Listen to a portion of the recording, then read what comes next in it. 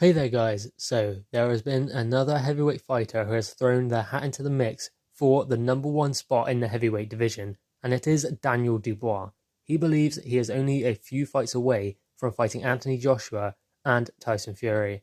Now obviously he recognises Anthony Joshua as the number one heavyweight, and if he beats Andy Ruiz Jr., he will retain that status. Now obviously at the moment it is unclear who is the best heavyweight in the world.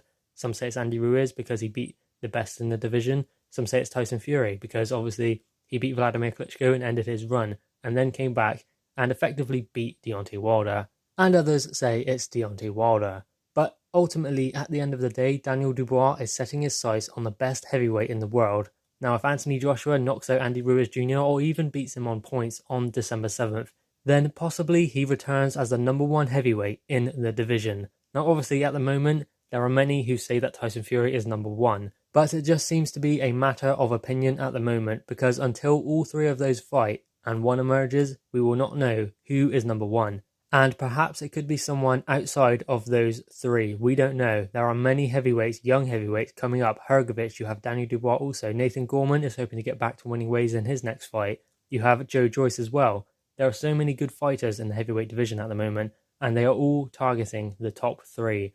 And obviously at the moment, you have Andy Ruiz Jr., who could be considered in that three. If Anthony Joshua beats him, then he takes his pride of place as part of the top three, and possibly number one, because he has the most world titles and has had the most unification fights also. But until that happens, it is Andy Ruiz Jr. who is a champion. You have Deontay Wilder, who has the WBC belt, and you have Tyson Fury, who is the lineal champion.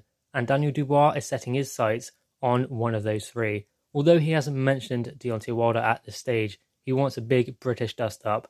And this is what Daniel Dubois had to say. I believe I will emerge as number one. That's what I've been working towards every day in the gym since I first started. I sparred Joshua. That was a good launchpad into the professional game. Joshua is a good fighter. If he wasn't, he wouldn't have been world champion. I don't think it will be too much longer before I'm ready for him. Having that amateur grounding is helping me progress quickly now.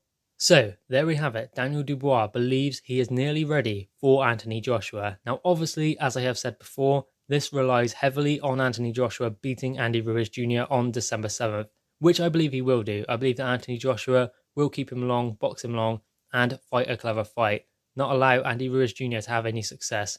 Because I believe in that fight, and even in the first fight, the success that Andy Ruiz Jr. has in the fight relies on how much success Anthony Joshua allows him to gain. If Anthony Joshua does not allow him to create opportunities, then Anthony Joshua can box him long, frustrate him, and possibly even edge out a points decision, or even walk Andy Ruiz Jr. onto something big after he gets frustrated.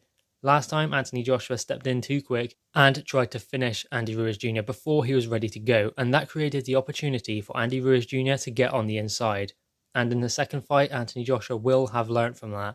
Let's remember, Anthony Joshua is still young in the pro game. He's only had 23 fights, winning 22 of them and losing one to Andy Ruiz Jr.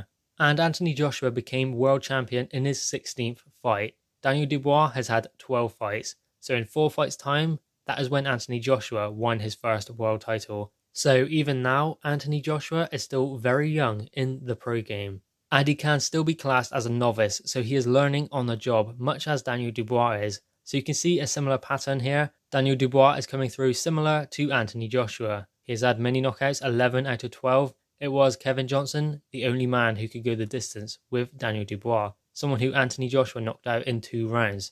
But that doesn't mean anything when you consider Daniel Dubois had a great victory over Nathan Gorman, a British dust-up between 2 undefeated heavyweights. Does that ring a bell? Anthony Joshua and Dillian Whyte. So Daniel Dubois, his career is very similar to Anthony Joshua's when he was 12-0. And of course, similar to Anthony Joshua's battle with Dillian Whyte, you have Daniel Dubois and Nathan Gorman. Now, in my opinion, Dillian Whyte and Anthony Joshua was contested at a higher level. Even though it was for a British title and Commonwealth title, I still believe that both fighters were fighting at a higher level than Daniel Dubois and Nathan Gorman at that stage in their career. But nonetheless, there was animosity between Nathan Gorman and Daniel Dubois, and they did have history from the amateurs. So Daniel Dubois, he is going to soon be ready to challenge for a world title. Now obviously, I don't think he will fight for a world title in his 16th fight. I believe he will have probably 22 or 23 fights before challenging for a world title, because obviously he needs to be ready.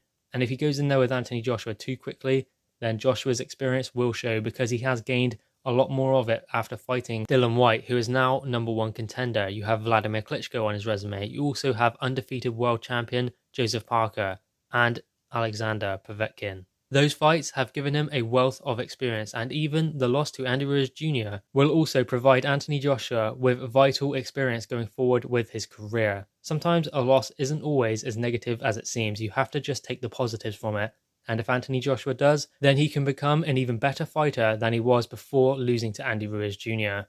But it is exciting to think that Daniel Dubois is only a few fights away from Anthony Joshua. It's exciting to see Joe Joyce also only a few fights away. It's exciting that the British heavyweight scene is booming. You have Dillian Whyte still in the mix, who should get his world title shot at Deontay Wilder next year. And obviously, of course, you have Tyson Fury as well. So you have potential there for big British dust-ups towards the end of 2020, which is very exciting for boxing fans. But anyway guys, what are your thoughts on this? Daniel Dubois saying he's only a few fights away from fighting Anthony Joshua and Tyson Fury. Drop your thoughts in the comments below, click the thumbs up and subscribe if you are new. Also guys, thank you for 1,000 subscribers.